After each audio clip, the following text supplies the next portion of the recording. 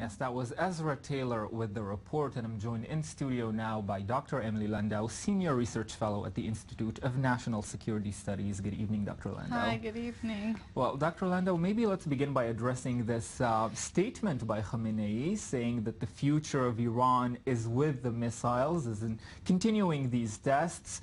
This is, of course, despite condemnation by world leaders and Western powers for these tests that have been conducted. Is it a surprise, though, considering the post-nuclear deal atmosphere? Well, it's not a surprise because this has been Iran's approach to the ballistic missile issue from the start.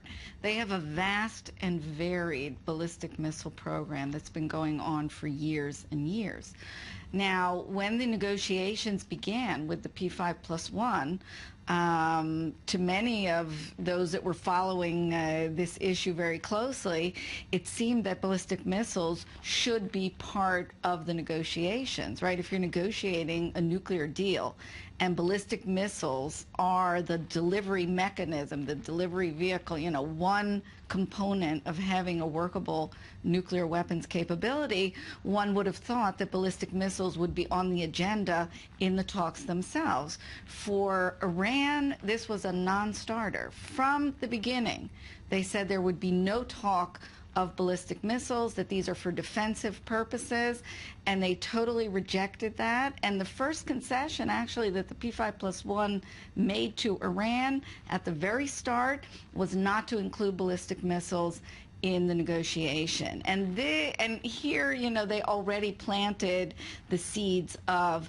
a big problem, because all we were left with was the UN Security Council resolution of 2010, Resolution 1929, which it does more than call on Iran. It says that Iran cannot work on missiles that can carry a nuclear payload. And that resolution was in effect until January, mid-January, when the deal was implemented. And then that resolution was replaced by Resolution 2231, where there's changed wording with regard to the ballistic missiles.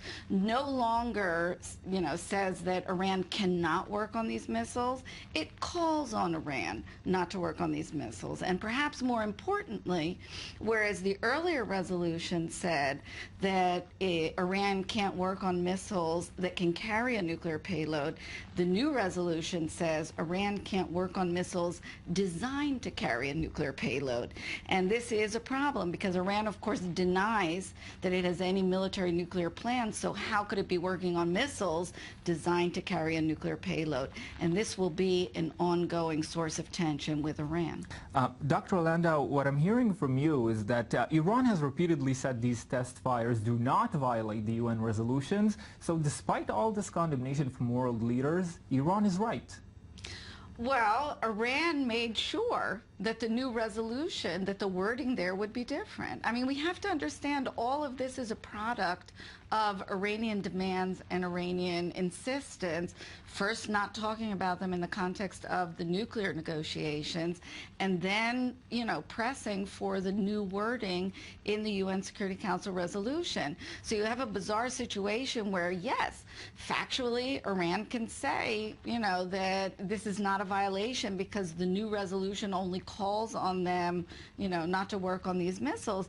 And it's really now up to the international community to decide whether this is really a threat that they need to confront or whether they will continue to concede to Iran's interpretation of what's going on. What can they do if they decide they want to confront this? Well, you know, this resolution has been passed, unfortunately, with the new wording. You see that the United States, with its allies, is not happy with the situation. They have tied their own hands by agreeing that the wording in the resolution would be changed. They still have options to work independently. I mean, there's an important element here of what they're projecting to Iran. So if the United States is saying, you know, we're worried about this and there is the resolution, it's a problem, but it's not a violation of the Iran deal, they're actually projecting to Iran that they're not really going to give Iran too hard a time. Now it seems that they're stepping up a little bit the expression of their concern by, passing what they have passed to the UN, voicing their concern about this. But in order to do something more effective, they're going to have to get together and decide on other action that will be perhaps outside this poorly worded resolution. But the sad thing is that they tied their own hands, and unfortunately, as I said, it goes back to the very beginnings of the negotiation. They should have insisted from the start, using the leverage that they had back then, the economic leverage that they had back then. They never should have made those initial concessions to Iran. The issue is now snowballing, and it will be harder and harder. And when we see, defiant Iran, what they write on the missiles that the previous speaker pointed out, this is a problem. If they feel so strong that they can even write that and really put that in the face of the international community and say, look, we can do this and you can't do anything to us, we have a problem. Certainly, snowballing Iran is something that we continue to talk about here. Dr. Emily Landau, always shedding light for us on this extremely complicated issue. Thank you very much for joining me. Well, thank you for having me.